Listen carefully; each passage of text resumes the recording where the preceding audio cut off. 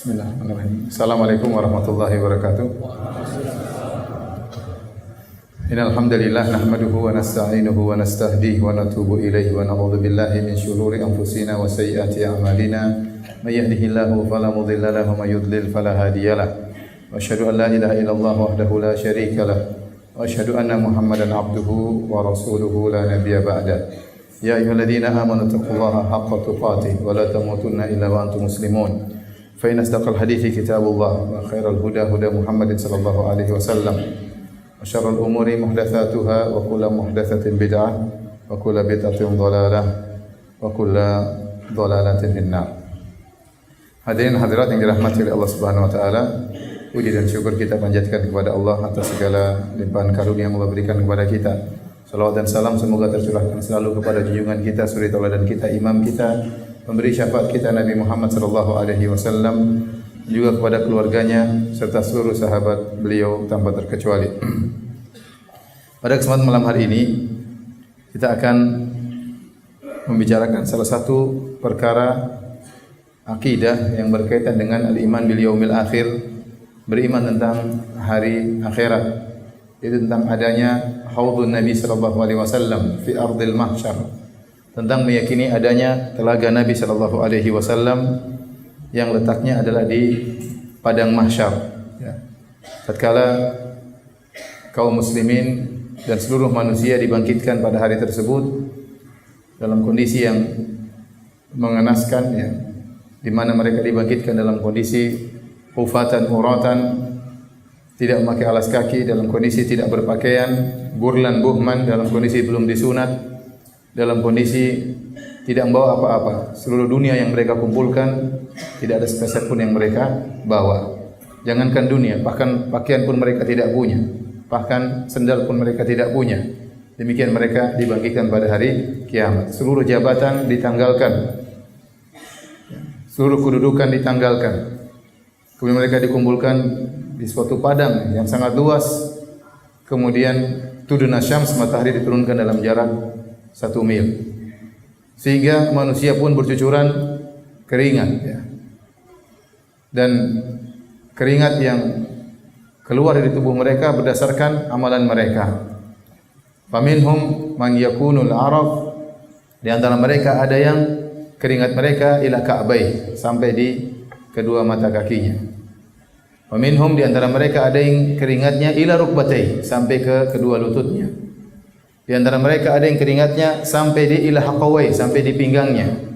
Wa minhum man yuljimuhul araqu iljaman, dan di antara mereka ada yang keringatnya sampai di mulutnya. Semakin imannya lemah, semakin amalnya sedikit, semakin banyak keringat yang akan bercucuran dari tubuhnya. Maka kondisi ini menjadikan manusia benar-benar dalam kondisi sangat-sangat haus. Sangat-sangat haus. Mereka sangat membutuhkan, ya, air minum karena terik matahari yang begitu sangat panas, ya. Maka pada saat itu Nabi sallallahu alaihi wasallam telah menanti umatnya di telaga beliau. Oleh karenanya beliau berkata, "Ana faratukum alal haud." Sungguhnya aku menunggu kalian di telagaku. Al-farat artinya yaitu Nabi sallallahu alaihi wasallam mendahului umatnya, kemudian menyediakan, ya, telaganya, ya, agar untuk menjamu umat-umatnya agar segera bisa minum dari telaganya.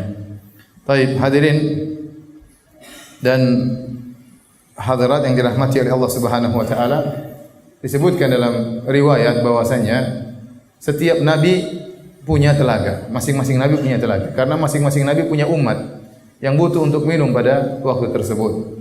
Tetapi telaga Nabi sallallahu alaihi wasallam yang lebih spesial daripada yang lainnya. Telaga yang lebih luas, lebih besar, dan lebih indah daripada telaga-telaga nabi-nabi yang lainnya. Maka pada kesempatan ini kita akan bahas tentang bagaimana telaga Nabi, bagaimana sifat-sifatnya, di mana posisinya, bagaimana sifat airnya, ya. Dan semoga Allah Subhanahu wa taala menjadikan kita minal waridin, termasuk orang-orang yang bisa mampir ke telaga Nabi sallallahu alaihi wasallam. Amin ya rabbal alamin. Adapun hadis-hadis tentang telaga Nabi sallallahu alaihi wasallam, maka hadisnya mutawatir. Apa yang dimaksud dengan mutawatir? Mutawatir itu hadisnya diriwayatkan lebih dari 10 sahabat. Adapun yang kurang dari 10 disebut dengan hadisul ahad, hadis ahad. Ya, jadi semakin banyak sahabat yang meriwayatkan, semakin menguatkan hadis-hadis tersebut. Ya, tatkala suatu hadis dikatakan mutawatir, berarti tidak diragukan lagi tentang validatisnya, tidak diragukan lagi. Oleh karenanya dalam seorang ulama mengatakan mimma tawatara, ya, haditsu man kadzab, di antara hadis-hadis yang mutawatir haditsu man kadzab, yaitu hadis tentang man kadzaba alayya muta'ammidan falyatabawa maq'adahu minan nar. Barang siapa yang meriwayatkan hadis dariku dengan dusta, ya, berkata Rasulullah SAW bersabda hadisnya dusta, dia sengaja berdusta atas namaku, kata Nabi, falyatabawa maq'adahu minan nar, maka dia siapkanlah, ya, tempat tinggalnya di neraka jahanam. Hadis ini hadis mutawatir, ya. Mimma tawatar haditsu man kadzab wa man bana lillahi masjidan wahtasab. Demikian juga hadis tentang barang siapa yang membangun masjid karena Allah, itu juga hadis yang mutawatir. Wa ru'yatun syafa'atun wal haudu. Demikian juga hadis tentang ru'yah, melihat Nabi pada hari kiamat kelak, tentang syafaat, tentang telaga di antaranya.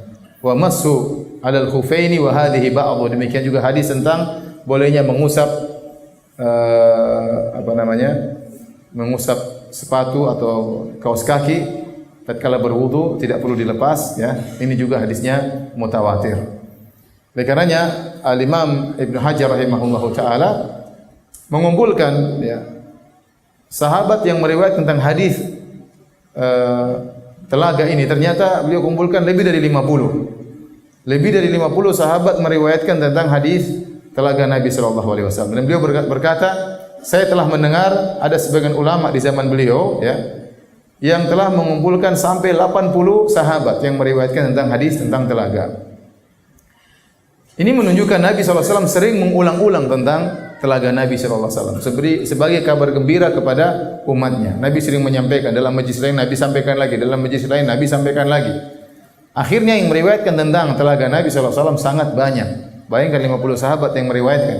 Satu sahabat saja riwayatkan hadis kita benarkan, apalagi sampai 50 sahabat. Maka tidak diragukan akan hadis ini benar. Dalam Sahihain saja yang meriwayatkan banyak sahabat. Saya bacakan, ya, yang dalam Sahihain, Sahih Bukhari, Sahih Muslim, ada Ibnu Mas'ud, ada Ibnu Umar, ada Abdullah bin Amr, ada Anas, ada Abu Hurairah, ada Hudzaifah, ada Usaid bin Hudzair, ada Uqbah bin Amir, ada Abdullah bin Zaid, ada Sahal bin Sa'ad, ada Abi Sa'id Al-Khudri, ada Jundub, ada Harithah bin Wahab, ada Mustawrad, ada Asma binti Abi Bakar. Ada sekitar 15, itu di Sahihain. Sisanya tersebar di kitab-kitab hadis yang lainnya seperti Sunan Abu Dawud, Sunan Tirmidzi, Sunan Ibnu Majah, ya, Sunan Nasa'i, Musnad Imam Ahmad dan yang lainnya. Jadi total kira-kira 50 sahabat, bahkan ada yang mengatakan sampai 80 sahabat meriwayatkan tentang hadis tentang telaga. Ya, oleh karenanya tidak mungkin kita meragukan akan hadis ini, ya, karena sahabat yang meriwayatkan sangatlah banyak.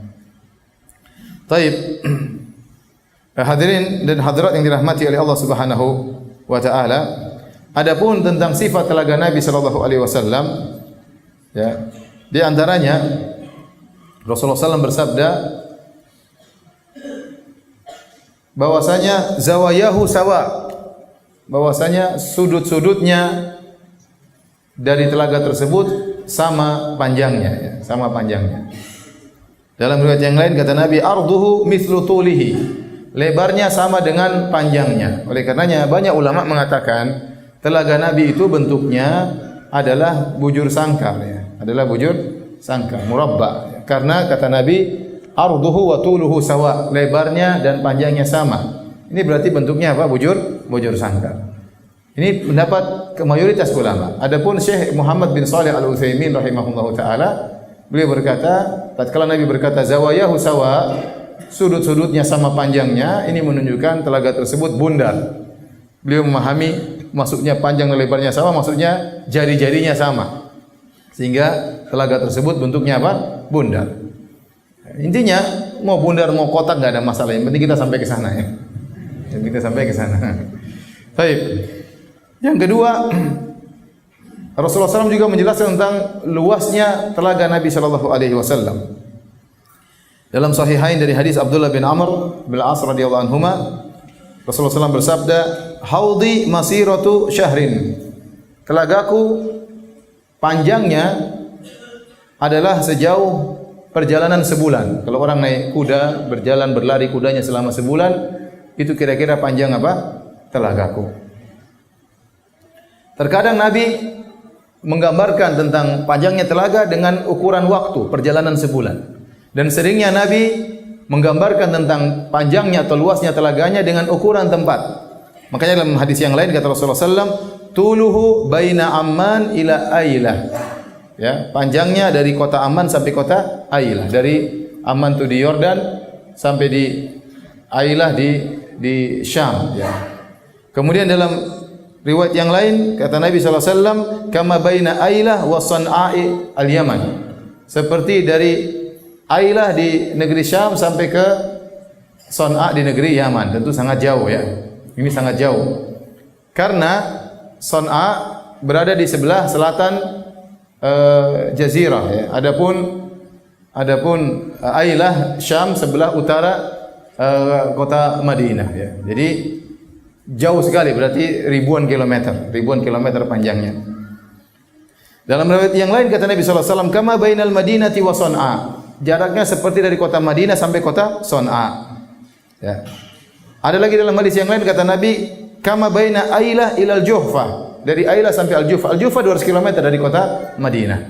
Maka timbul perbedaan persepsi di antara para ulama. Kenapa Nabi mengatakan terkadang dari kota ini ke kota ini, terkadang dari kota ini dari kota ini? Kalau kita ukur, jaraknya beda-beda.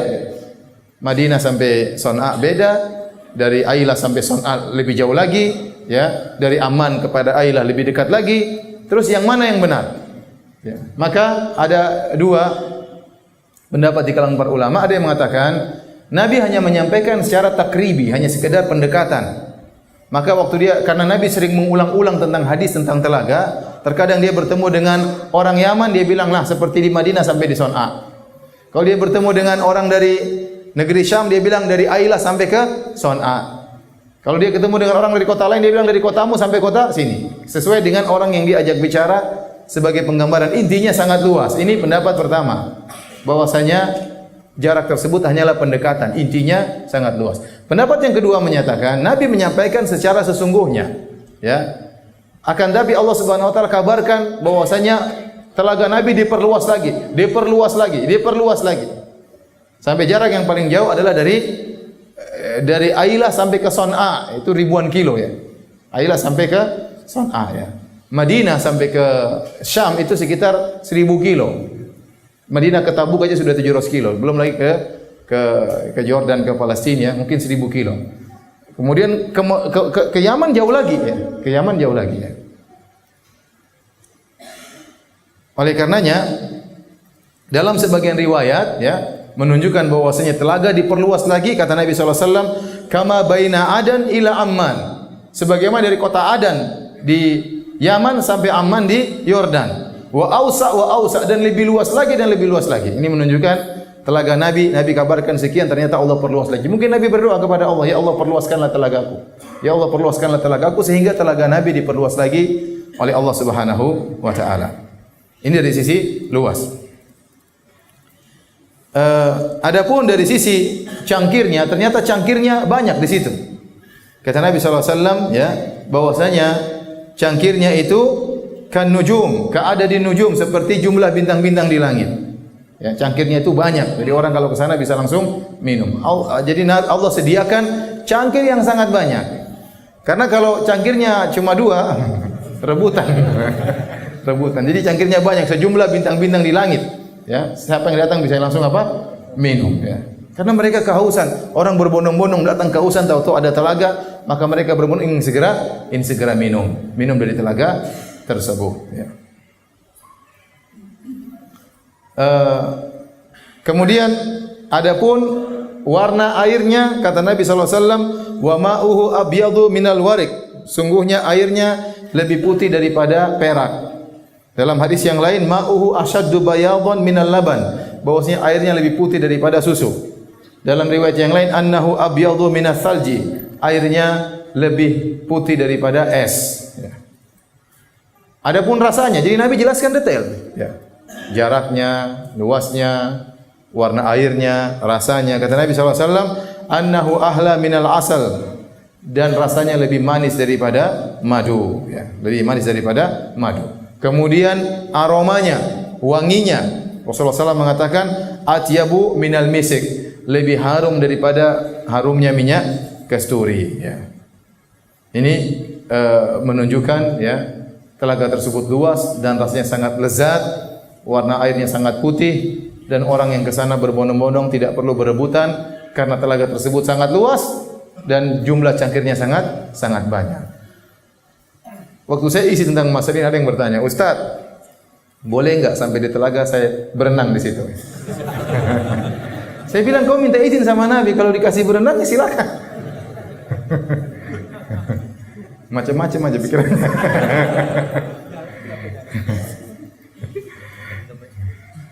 Taib. Adapun airnya sangat kencang, mengalir dengan deras. Dalam hadis, ya, disebutkan bahwasanya sumber air dari telaga Haud adalah dari sungai di surga. Disebut dalam riwayat dari sungai Al-Kautsar. Makanya terkadang telaga Nabi dinamakan juga dengan Al-Kautsar, karena ditinjau dari sumber airnya yang berasal dari sungai Al-Kautsar, ya. Kata Nabi SAW, yaskhabu fihi mizabani minal jannah. Ada dua mizab. Mizab itu talang air dari surga yang menguncurkan air dari sungai menuju ke telaga tersebut. Dalam riwayat yang lain, annal mizabaini wahidun min dhahab wal akharu min wariq. Adapun dua talang tersebut, yang satu talangnya terbuat dari emas, yang satu talangnya terbuat dari perak. Dalam riwayat yang lain, yagutu fihi mizaban. Yagutu itu airnya air yang gemericik deras keluar. Jadi air mengalir sangat keras, mengalir dari surga menuju ke telaga tersebut, ya. Baik. Ini tentang sifat telaga Nabi sallallahu alaihi wasallam. Siapakah orang-orang yang mampir dari telaga tersebut? Tentunya umat Nabi Muhammad sallallahu alaihi wasallam. Orang-orang kafir tidak akan menghampiri telaga tersebut. Orang-orang murtad tidak akan menghampiri telaga tersebut, ya. Orang-orang para pelaku bid'ah yang hebat, bid'ah akidah, ya, tidak akan mampir ke telaga tersebut. Tapi saya bacakan tentang siapa yang pertama kali mampir ke telaga Nabi sallallahu alaihi wasallam. Dari hadis Ibnu Umar, Rasulullah SAW bersabda, "Awwalun nasi alaihi wurudan so'alikul muhajirin." Orang yang pertama kali mampir ke telaga Nabi sallallahu alaihi wasallam adalah orang-orang miskin dari kaum muhajirin, ya. Orang-orang miskin dari kaum muhajirin. Ini pernah saya sampaikan, ya, bahwasanya di akhirat kelak yang pertama kali merasakan kenikmatan orang-orang miskin, ya. Yang pertama kali minum dari telaga orang-orang miskin. Yang pertama kali lewat sirat juga orang-orang miskin. Yang pertama kali masuk surga juga orang-orang miskin, ya. Bahkan dalam sebagian riwayat disebutkan sa'alikul muhajirin, ya, ad-dunusu thiyaban asy-syu'uthu ru'usan, bahwasanya mereka adalah orang sangat miskin, baju mereka kotor, rambut mereka semrawut, saking miskinnya tidak sempat untuk nyisir rambut, saking miskinnya mereka tidak bisa ganti baju lain, sehingga baju mereka dalam kondisi kotor, kena debu, ya. La tufta alaihim abwabu sudat, kalau mereka bertamu terkadang tidak diterima, kenapa? Saking miskinnya. Wala yankihunal mutanaimat, dan mereka tidak pernah menikah dengan wanita-wanita yang cantik di dunia, wanita-wanita yang dari orang-orang kaya. Kenapa? Kalau ngelamar ditolak, duit tidak ada, miskin. Jangan ada yang bilang gue banget, ya, jangan. Ngelamar sana ditolak, ngelamar sini ditolak, ngelamar di sana ditolak, kan? Ngelamarnya pakai motor, siapa mau terima? Ente ngelamar bawa mobil biar diterima. Baik. Karena sekarang sudah tidak ada namanya cinta buta, ya. Sekarang setiap wanita bisa tidak buta lagi, bisa bedakan antara motor dengan mobil, ya. Baik, hadirin dan hadirat yang dirahmati oleh Allah Subhanahu wa taala, mereka ini kenapa didahulukan untuk merasakan nikmat surga? Ibnu Taimiyah rahimahullah menjelaskan, ya, bahwasanya orang-orang kaya bisa jadi terlambat masuk surga, tapi bukan berarti derajat mereka rendah, tidak. Kata Rasulullah sallallahu alaihi wasallam, yadkhulu al-jannah al-fuqara ummati qabla al-aghniya bi nisfi amin. Atau kama qala Nabi sallallahu alaihi wasallam. Kata Rasulullah sallallahu sungguhnya orang-orang miskin dari umatku masuk surga terlebih dahulu daripada orang kaya 500 tahun sebelum orang kaya. Sebelum orang kaya. Kenapa? Karena orang-orang kaya hisabnya panjang. Orang kaya hisabnya panjang sehingga dia terlambat masuk surga, ya. Rumahnya berapa dihisap, mobilnya berapa dihisap, ya. Istrinya berapa dihisap. Panjang ceritanya, ya. Perusahaan berapa dihisap, pegawainya banyak. Ada orang kawan pegawainya 10.000, ada kawan kita kenal pegawainya 1.000. Ini kan hisapnya panjang seperti ini. Orang miskin mana dia, apa yang mau dihisap, ya? Enggak ada. HP-nya HP jadul, ya. Apa yang mau dihisap? Isinya cuma daftar nama sama daftar utang, ya. Orang kaya Masya Allah HP-nya, ya, ada ininya, ada Facebooknya, ada Google-nya, ada Instagram-nya, banyak macam yang sudah di situ. Yang sudah dia lihat di HP-nya banyak sekali, hisapnya panjang. Sudah banyak komentar, banyak ini, banyak debat, banyak macam-macam, itu hisapnya apa? Panjang. Jadi karena hisapnya panjang, maka mereka terlambat masuk surga. Bukan berarti kedudukan mereka rendah, tidak. Orang kaya itu mulia dalam Islam, ya. Dalam Al-Quran banyak sekali ayat-ayat suruh untuk berinfak, wa anfiku, banyak sekali ayat. Allah mengatakan berjihadlah bi amwalikum wa anfusikum, berjihadlah dengan harta kalian. Kenapa didahulukan harta sebelum jiwa? Karena harta lebih mudah. Banyak orang muda, jiwa tidak semua orang bisa melakukannya, tidak semua kesempatan bisa berjihad dengan jiwa. Tapi kalau dengan harta banyak kesempatan, setiap saat orang bisa berjihad dengan hartanya. Maka tidak boleh kita merendahkan orang kaya. Ya. Dakwah itu tidak berjalan kecuali dengan dua orang, orang berilmu dengan orang kaya. Makanya Nabi SAW tatkala ya menikah dengan janda kaya atau tidak? Makanya antum ikut sunnah Nabi, cari janda kaya. Menikah dengan janda kaya, kemudian Khadijah radhiyallahu anha berikan hartanya kepada Nabi untuk berdakwah. Kemudian Allah mentakdirkan Nabi untuk bersahabat dengan Abu Bakar, saudagar kaya raya. Siapa yang beli budak-budak? Bilal disiksa. Nabi tidak bisa membebaskan Bilal, disiksa. Siapa yang membebaskan? Abu Bakar radhiyallahu anhu. Maka tidak boleh kita nyinyir orang kaya. Kita kasih semangat mereka untuk apa? Untuk beribadah, berjihad di jalan Allah dengan harta mereka. Kita dekati mereka. Mereka jangan ngatur kita, jangan. Ya, tetapi kita bekerja sama dengan mereka. Makanya Nabi SAW mengatakan dalam hadisnya, la hasada illa fitnatain. Tidak ada hasad kecuali terhadap dua orang. Siapa dua orang ini? Yang pertama orang alim, yang kedua orang kaya. Kata Nabi SAW, rajulun atahu Allahul hikmah, fahuwa yaqdi biha wa yu'allimuha. Yang pertama orang dikasih ilmu oleh Allah. Dia mengajarkan ilmu, kemudian dia berhukum dengan ilmu. Yang kedua, rajulun atahu Allahul mal, wa huwa yusallitu ala halakati fil haq. Yang kedua orang yang Allah kasih dia harta. Ya. Kemudian dia gunakan harta tersebut untuk di jalan Allah Subhanahu wa taala. Kata Nabi sallallahu alaihi wasallam, "Innamad dunya li arba'ati anfar." Dunia adalah untuk 4 orang. Yang pertama adalah orang yang diberi ilmu dan harta. Ini orang paling top. Kenapa? Dia punya harta, dengan ilmunya dia gunakan hartanya di jalan Allah Subhanahu wa taala. Ya. Kata Rasulullah sallallahu alaihi wasallam, ya, ni'mal mal salih li rajul salih. Ni'mal mal salih li rajul salih. Ya. Sebaik-baik harta berada pada tangan seorang yang saleh. Jadi kita perlu dua-duanya. Kita perlu orang berilmu, kita juga perlu orang yang punya harta untuk bisa menggerakkan dakwah. Ya. Oleh karenanya para hadirin dan hadirat yang hati Allah Subhanahu wa taala, nah orang kaya mereka terlambat masuk surga bukan karena mereka rendah, tapi hisapnya panjang. Kata Ibnu Hajar, kata Ibnu Taimiyah, bisa jadi setelah mereka dihisap ternyata kedudukannya lebih tinggi daripada orang miskin, meskipun masuk surganya terlambat. Tetapi yang harus masuk duluan orang apa? Miskin. Kenapa? Di dunia mereka tidak pernah merasakan kenikmatan. Kalau ngelamar ditolak terus. Harus segera mencicipi bidadari sebelum orang kaya masuk duluan. Iya. Orang kaya sudah sering enak, ditunda sebentar enggak apa-apa 500 tahun. Oleh karena para hadirin dan hadirat Allah Subhanahu wa taala, ternyata yang pertama kali juga merasakan minum dari telaga Nabi adalah so'alikul muhajirin, orang-orang muhajirin yang sangat miskin. Ya, mereka yang pertama kali minum dari telaga Nabi sallallahu alaihi wasallam. Baik. Dalam hadis Abu Hurairah radhiyallahu anhu, Rasulullah SAW bersabda, "Taridu alayya ummatil haudha." Umatku datang, berbondong-bondong datang menghampiriku di telaga. Wa ana adzudun nasa anhu, dan aku menolak orang-orang yang ingin mampir ke telagaku. Ada umat dari nabi lain, umat nabi lain. Kata Nabi, bukan. Ini buat umatku. Buat umat Muhammad sallallahu alaihi wasallam. Kama yadzudur rajul ibila rajuli an ibilihi.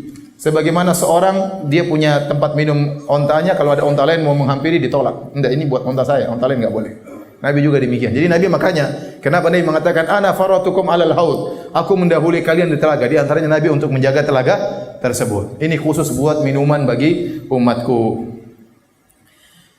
Sahabat berkata, "Ya Nabi Allah, ata'rifuna ya Rasulullah? Apakah Anda akan mengenali kami di sana nanti?" Kata Nabi, "Na'am. Lakum sima laisat li ahadin ghairikum." Kalian memiliki sifat yang tidak dimiliki oleh umat-umat yang lainnya. "Tariduna alayya ghurran muhajjalina min atharil wudu." Kalian akan datang kepadaku dalam kondisi wajah kalian bercahaya, tangan kalian bercahaya, kaki kalian bercahaya karena bekas wudu. "Wala yusaddanna anni ta'ifatun minkum fala yasilun." Sungguh ada sekelompok orang dari kalian mau datang dihalangi, maka mereka pun tidak bisa sampai kepadaku. Fa aqulu ya rabbi haula'i min ashabi. Aku berkata, ya Rabbku, sungguhnya mereka sahabat-sahabatku. Fayujibuni malak, maka malaikat menjawab, wa hal tadri ma ahdatsu ba'dak? Tidakkah kau tahu apa yang mereka adakan setelah meninggalmu? Nanti akan kita bahas masalah ini. Ya. Kemudian kata Nabi sallallahu alaihi wasallam, "Walladzi nafsi biyadihi, inni la adhudu anhu rijal." Demi zat yang jiwaku berada di tangannya, sungguh aku menghalangi para lelaki yang ingin minum dari telagaku. Kama yadhudu ar-rajulul ibil al-ghariba an haudhihi. Sebagaimana seorang menghalangi ada onta yang asing yang ingin minum dari tempat minum ontanya. Taib. Ada dua golongan yang terhalangi dari minum di telaga Nabi sallallahu alaihi wasallam. Sebelum saya bahas ini saya ingin ingatkan ya, bahwasanya orang-orang Syiah ya, mereka berdalil dengan hadis ini untuk mengkafirkan para sahabat. Kata mereka, Nabi mengatakan, ya Rasulullah, Nabi mengatakan, ya Rabbi ashabi. Ya Rabbku, kenapa dihalangi? Itu sahabat-sahabatku. Berarti sahabat semuanya murtad. Nabi bilang sahabatku, ternyata tidak bisa minum di telaga Nabi sallallahu alaihi wasallam. Bantahannya mudah. Yang pertama kita katakan, hadis tentang telaga Nabi sallallahu alaihi wasallam ya.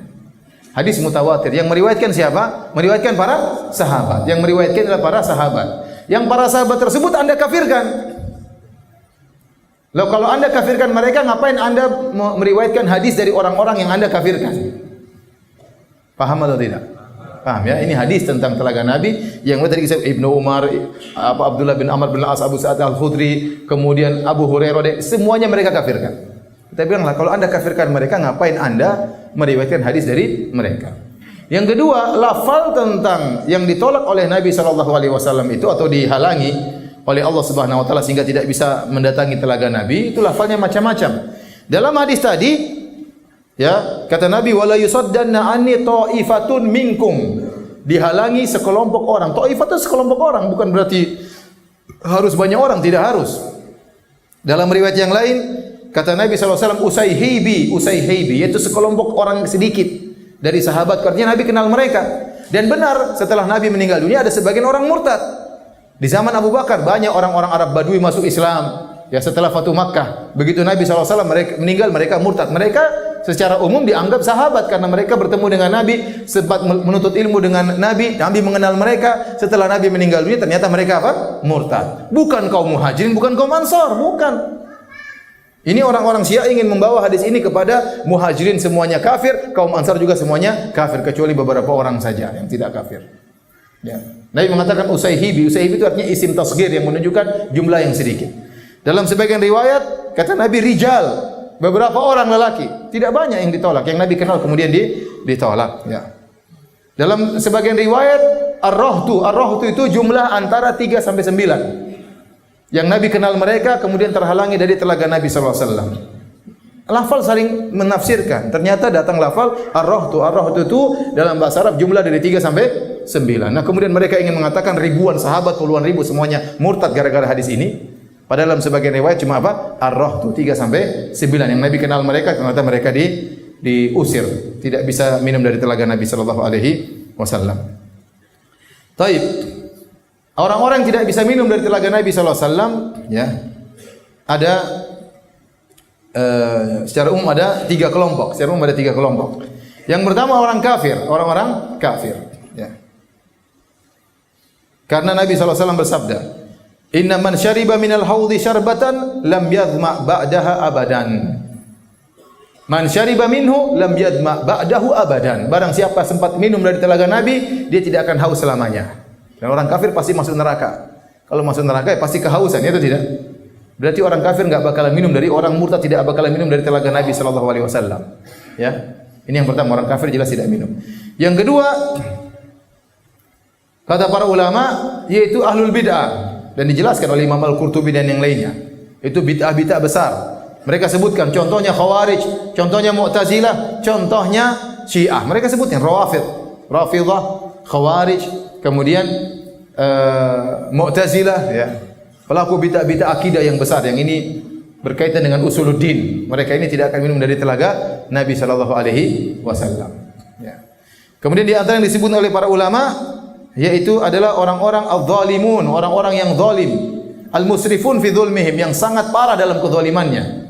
Ya, seperti para penguasa yang zalim yang telah menzalimi mungkin ribuan rakyat, mungkin ratusan ribu rakyat, mungkin jutaan rakyat. Orang seperti tidak akan minum dari telaga Nabi sallallahu alaihi wasallam. Adapun pelaku maksiat, ya pelaku kesalahan sedikit-sedikit masih bisa lah.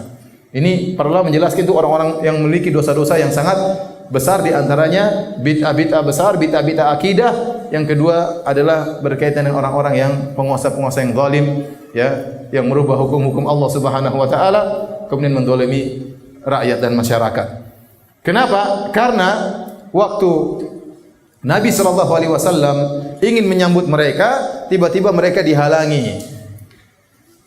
Kemudian Nabi berkata, "Ummati, ummati." Ya Allah, itu umatku. Ya Rabbi, umatku. Maka dikatakan kepada Nabi, "Innaka la tadri ma ahdatsu ba'dak. Innahum qad ghayyaru wa baddalu." Kau tidak tahu apa yang telah mereka lakukan setelah peninggalmu wahai Rasulullah. Sungguhnya mereka telah merubah-rubah dan mereka telah mengganti-ganti. Nah, merubah dan mengganti ditafsirkan oleh para ulama dengan dua, yaitu orang yang mengganti-ganti hukum Allah atau orang yang mengganti sunnah-sunnah Nabi sallallahu alaihi wasallam dengan bid'ah-bid'ah yang mereka lakukan. Dan ini juga dalil para hadirin dan hadirat yang dirahmati oleh Allah Subhanahu wa taala, bahwasanya Nabi tidak tahu apa yang terjadi setelah beliau meninggal dunia. Nabi bercerita, waktu saya lagi di telaga, tiba-tiba ada orang ingin datang menemuiku, tiba-tiba dihalangi. Kemudian saya bilang, "Ya Allah, itu umatku, kenapa dihalangi?" Ya, maka dikatakan kepada Nabi, "Innaka la tadri." Kau tidak tahu ma ahdatsu ba'dak, apa yang mereka ada-adakan, bid'ah yang mereka lakukan setelah kau meninggal dunia. Ini dalil yang sangat tegas bahwa setelah Nabi meninggal dunia dia tidak tahu apa yang terjadi setelah itu. Paham? Dalilnya sangat jelas, hadisnya mutawatir. Ya. Maka tidak benar perkataan sebagian orang bahwasanya Nabi keluar kemudian jalan-jalan, ya, mampir ke rumah Habib Fulan misalnya, ya. Seperti tersebar di YouTube, ya. Ada orang ingin pergi ke menziarahi kuburan Nabi, tahu-tahu dihalangi oleh Fatimah. Fatimah lagi bangkit dari kuburan. Mau ke mana? Mau ke rumah bapakmu, ke kuburan bapakmu. Abi muhufi, kata pakai bahasa Amiyah. Bapakku tidak ada. Dia lagi pergi ke Habib Fulan di Yaman. Subhanallah. Jadi kuburan Nabi lagi kosong. Nabi lagi apa? Keluar. Seandainya Nabi bisa berjalan-jalan ke sana sini, ketemu si Fulan, ngobrol dengan si Fulan, mengunjungi rumah si Fulan, wali Fulan, Habib Fulan, berarti Nabi tahu dong kondisi politik dunia. Tahu atau tidak? Kira-kira kalau ngobrol sama orang-orang tersebut, mereka cerita enggak tentang kondisi masyarakat Muslim di dunia ini? Cerita, ya Rasulullah di Suriah ada begini. Ya. Ternyata dikatakan dalam hadis ini, innaka la tadri ma ahdatsu ba'dak. Sungguhnya kau tidak tahu apa yang mereka lakukan setelah engkau meninggal dunia. Jelas. Wong Nabi saja masih hidup, Nabi tidak tahu apa yang terjadi kalau di luar jangkauannya. Buktinya apa? Buktinya waktu kalung istrinya hilang, Nabi cari-cari enggak ketemu. Tidak tahu kalungnya di mana. Enggak usah bicara tentang jauh-jauh, kalungnya di mana Nabi tidak tahu. Sampai Rasulullah SAW suruh sahabat nyari, semalam suntuk mereka cari, enggak ketemu-ketemu. Sampai tatkala sudah tiba waktu salat subuh, para sahabat gelisah, gimana mau salat? Ternyata turun ayat tayammum. Kalungnya Aisyah hilang, tidak diketahui di mana. Ternyata tidak ketemu, kata Nabi kita pergi. Ternyata kalungnya ditindih sama onta, makanya enggak ketahuan ya. Ontanya berdiri baru ketahuan. Ontanya pun tidak lapor sama Nabi. Ada kalung di bawah. Waktu Aisyah dituduh berzina dengan Sofwan bin Mu'attal As-Sulami, Nabi sudah jalan di luar, Aisyah terlambat datang, diantar oleh Sofwan masuk kota Madinah. Maka orang-orang munafik mengatakan Aisyah telah berzina dengan Sofwan bin Mu'attal As-Sulami. Nabi tahu atau tidak? Tidak tahu. Nabi tidak ngerti apa yang terjadi. Itu terjadi di zaman dia. Nabi tidak tahu. Sampai akhirnya Allah turunkan ayat sekitar 10 ayat lebih mengatakan Aisyah bebas. Nabi baru tahu. Kalau tidak Allah tidak kasih tahu, dia tidak tahu. Kemudian Nabi sekarang sudah mati, tahu kejadian seluruhnya. Apa yang terjadi di Indonesia juga tahu. Enggak benar. Enggak benar. Nabi Sulaiman alaihissalam, waktu dia lagi cari burung hudhud, ternyata burung hudhud terlambat datang dari negeri Sabak. Ya. Kemudian burung hudhud berkata, kata burung hudhud kepada Nabi Sulaiman, bahwasanya aku punya ilmu yang kau tidak miliki wahai Sulaiman. Gimana lafal ayatnya? Waji'tuka min saba'in binaba'in yaqin.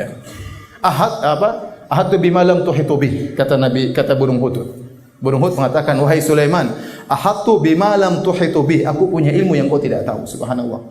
Burung hudhud sudah terlambat datang, kemudian bilang, saya punya ilmu kau tidak tahu wahai Sulaiman. Sulaiman nabi atau bukan? Nabi, anak buahnya jin atau bukan?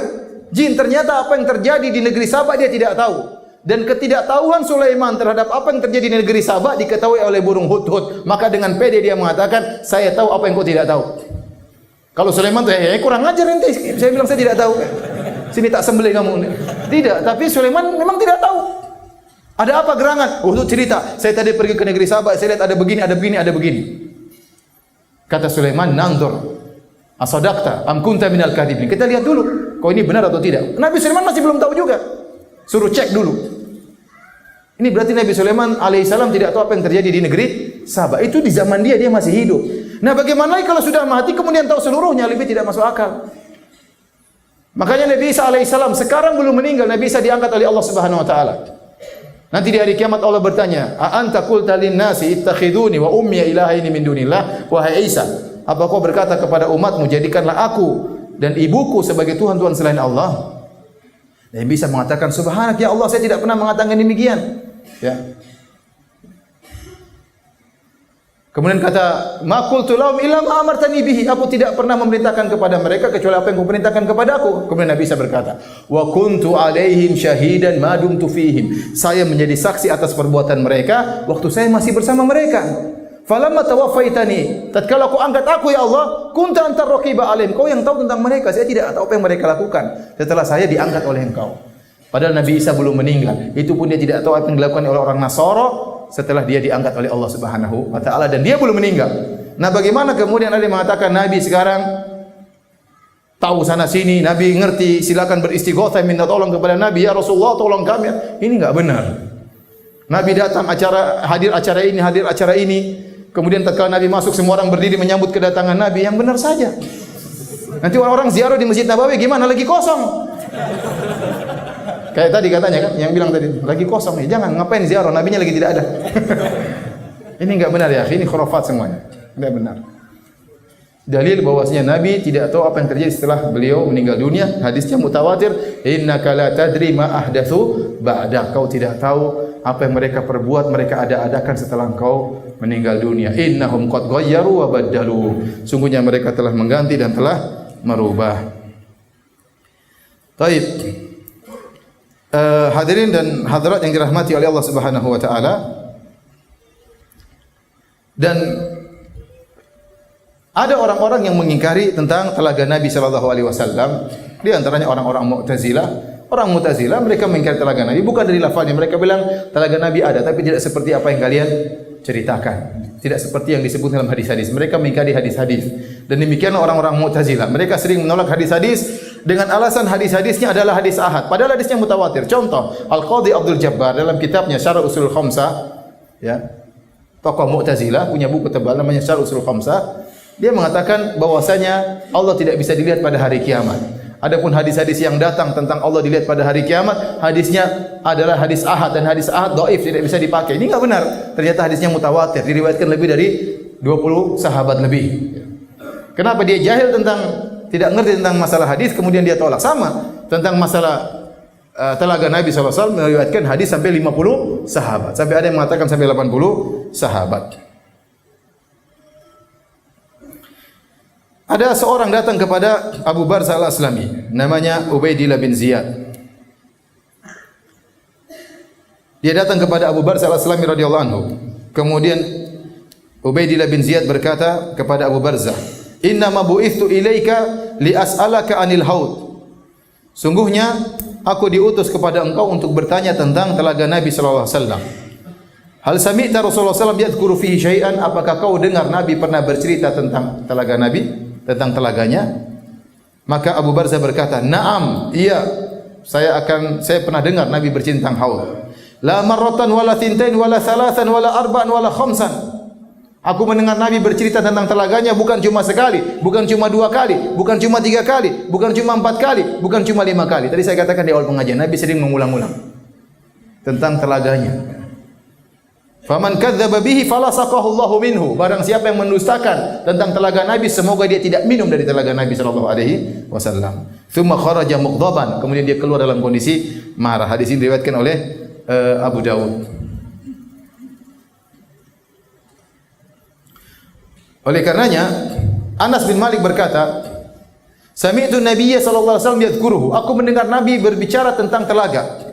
Wa laqad adraktu ajaiza bil Madinah. Sungguh aku mendapati nenek-nenek, orang-orang jompo, nenek-nenek di kota Madinah, la yusallina salatan illa sa'alna Allah taala an yuridahunna haudha Muhammadin. Aku dapati nenek-nenek di kota Madinah, orang tua maksudnya, sahabat-sahabat yang tua, ya. Karena Anas bin Malik sahabat senior, sahabat junior. Dia mengatakan, aku mendapati nenek-nenek di kota Madinah, tidaklah mereka salat kecuali mereka berdoa kepada Allah, ya Allah, jadikanlah kami termasuk orang-orang yang menghampiri telaga Nabi sallallahu alaihi wasallam.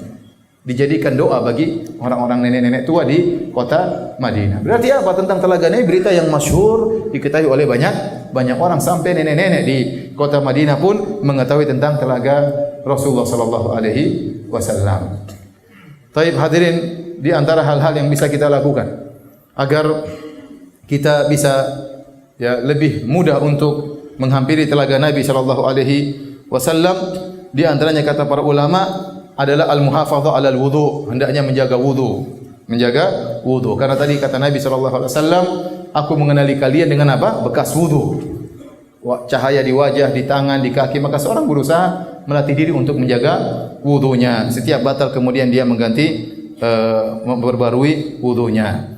Kemudian di antaranya sabar terhadap sikap pemerintah yang zalim, yang mengambil harta untuk diri mereka sendiri. Kata Nabi SAW, "Satarawna ba'di atharatan syadidatan." Setelahku kalian akan mendapati athara. Athara itu sifat sebagian pemimpin yang mereka mengumpulkan harta buat mereka, bukan untuk rakyat, tapi buat mereka apa? Sendiri. Buat untuk mereka sendiri. Kata Nabi, sabarlah hatta talqallaha wa rasulahu 'alal haud, sampai kalian bertemu dengan aku di telaga. Jadi bersabar. Terkadang ada ujian seperti itu, ya jangan kemudian terjadi pertumpahan darah dan yang lainnya. Habis waktu ya. Baik, silakan azan.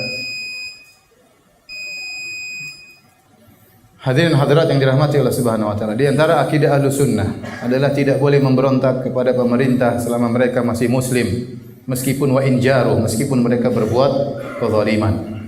Kenapa? Karena Islam memandang kemaslahatan. Pemberontakan menimbulkan kemudaratan yang lebih besar, pertumpahan darah yang lebih banyak, kehancuran suatu negara. Oleh karenanya disuruh bersabar. Ingin mengadakan perubahan, silakan mengadakan perubahan dengan cara yang baik, dengan cara sesuai prosedur, dengan cara yang syar'i, bukan dengan pemberontakan. Saya masih ingat di awal-awal terjadi keributan di negara-negara Arab, tetangga-tetangga kita. Awal-awal terjadi kezaliman di Suriah. Banyak orang bertanya kepada para ulama di Arab Saudi. Ulama-ulama tua di sana semuanya melarang, jangan.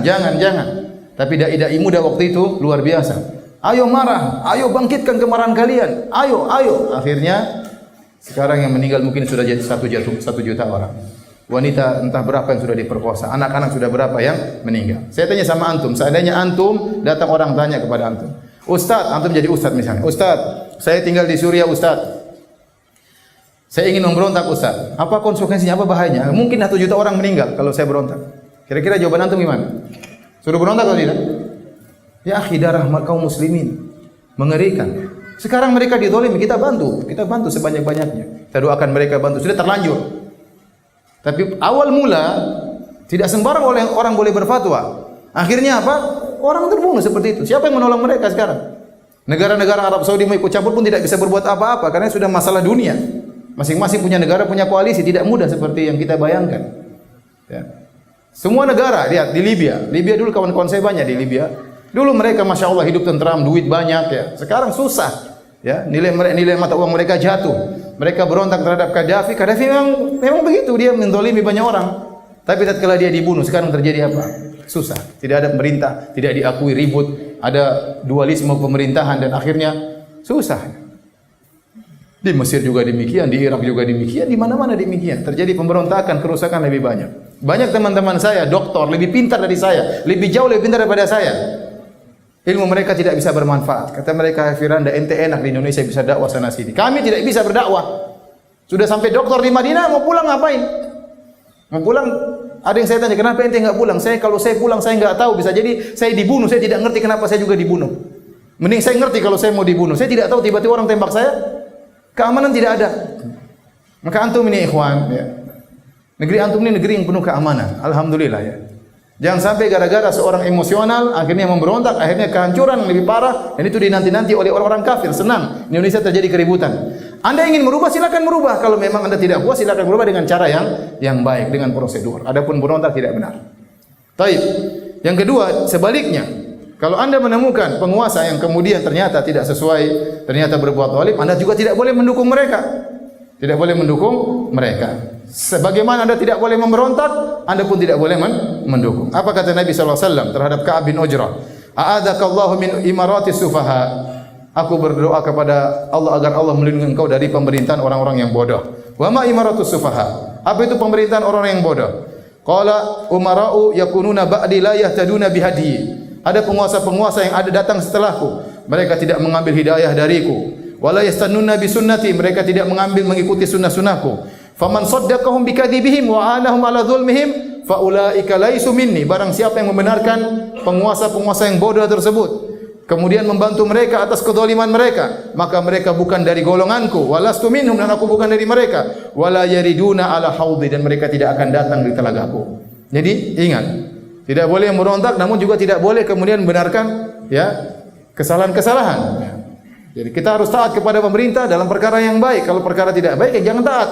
Jangan taat. Kalau perkara itu zalim, maksiat kepada Allah, la ta'ata li makhluqin fi ma'siyatil khaliq. Tidak ada ketaatan pada makhluk dalam rangka bermaksiat kepada Allah. Tapi bukan berarti kalau kita tidak taat kepada maksiat harus memberontak. Enggak juga.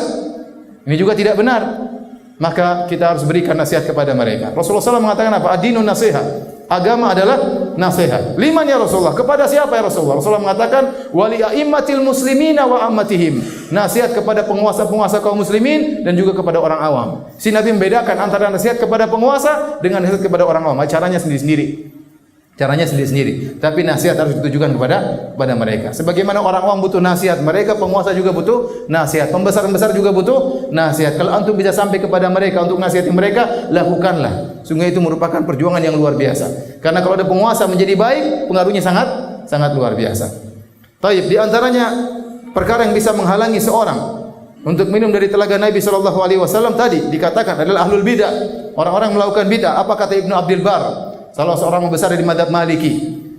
Beliau berkata, "Kullu man ahdatsa fid din fa huwa minal matrudin anil haud." Setiap orang yang melakukan perkara bid'ah dalam agama, dia termasuk orang yang terusir dari telaga Nabi sallallahu alaihi wasallam. Kal khawariji, seperti orang-orang Khawarij, war rawafidhi, orang-orang Syiah, wasairi ashabil ahwa, demikian juga seluruh orang-orang pengikut hawa nafsu. Wa kadzalika dzalamatul musrifun, demikian juga orang-orang zalim yang berlebih-lebihan dalam kezaliman mereka.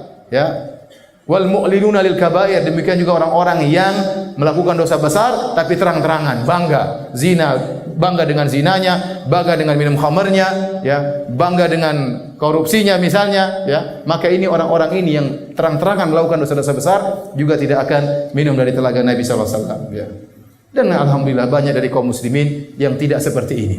Memang kita bermaksiat tapi tidak sampai pada derajat seperti ini. Semoga Allah Subhanahu wa taala maafkan dosa-dosa kita dan semoga Allah menjadikan kita termasuk orang-orang yang minum dari telaga Nabi sallallahu alaihi wasallam. Baik, pengajian kita selesai. Tidak usah pertanyaan ya. Ada yang bertanya? Enggak ada kan? Alhamdulillah. Oh ya. Baik, ada tadi yang mualaf mau masuk Islam?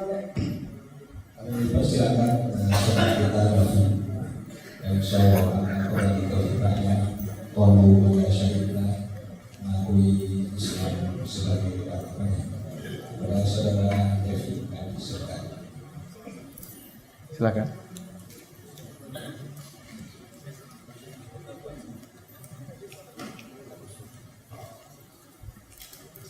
Assalamualaikum warahmatullahi wabarakatuh. Ahlan. Waalaikumsalam warahmatullahi wabarakatuh. Ya, silakan. Kasih mic aja dia mau talkin. Berdiri enggak apa-apa.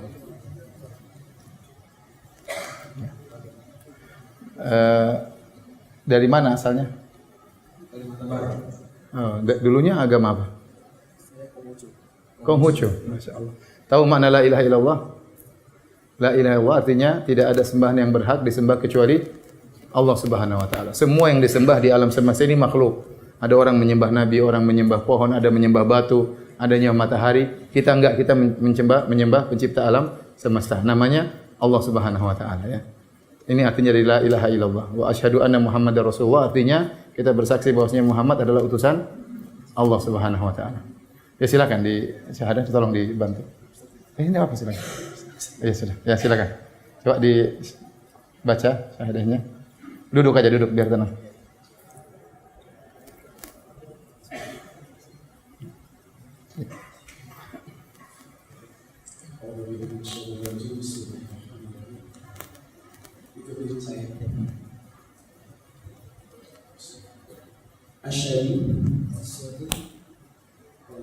Asyhadu Bismillahirrahmanirrahim.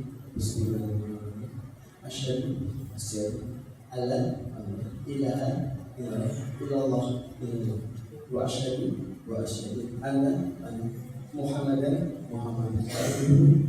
abduhu wa rasuluh. Saya bersaksi tiada Tuhan selain Allah. Dan saya bersaksi bahwasanya Nabi Muhammad Rasulullah. Alhamdulillah. Takbir. Ini semua saudara-saudara antum ya. Kalau ada perlu jangan ragu-ragu, minta tolong kepada mereka ya. Jazakumullah khairan.